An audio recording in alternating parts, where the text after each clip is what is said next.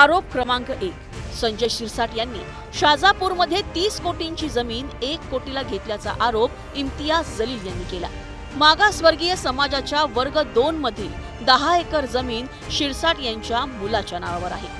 आरोप क्रमांक 2, छत्रपती संभाजीनगर मधील सर्वात महागड्या जालना रोडवर शिरसाटांनी कवडीमोल किमतीत भूखंड खरेदी केल्याचा आरोप जलील यांनी केला।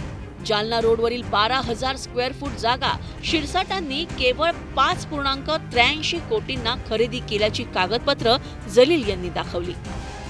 आरोप क्रमांक 3, एवढंच काय पण शाजापूरमध्ये शिरसाटांनी 2 भूखंड लाटल्याचा आरोप जलील यांनी केलाय।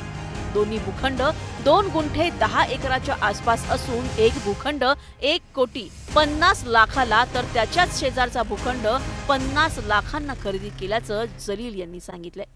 आरोप क्रमांक 4, विड्स हॉटेल लिलाव प्रक्रियेत गैरप्रकार झाल्याचा आरोप करण्यात आला होता। 110 कोटींचं हॉटेल शिरसाटांनी 67 कोटींना खरेदी केल्याचा आरोप विरोधकांनी केला। आरोपानंतर शिरसाट यांचा मुलगा सिद्धांत हा या लिलावातून बाहेर पडला होता। आरोप क्रमांक 5, शेंद्रा MIDC मध्येही शिरसाटांनी भूखंड लाटल्याचा आरोप जलील यांनी केला होता। ट्रक टर्मिनलसाठीची 106 कोटींची जमीन हडपल्याचा आरोप होता। त्यासाठी जमिनीच्या आरक्षणात फेरफार केल्याचा दावा जलील यांनी केलाय। आरोप क्रमांक 6, आगामी कुंभमेळ्याच्या पार्श्वभूमीवर संजय शिरसाट नाशिकमध्ये पंचतारांकित हॉटेल बांधत असून लवकरच त्याची कागदपत्र उघड करणार असल्याचा दावा जलील यांनी केलाय।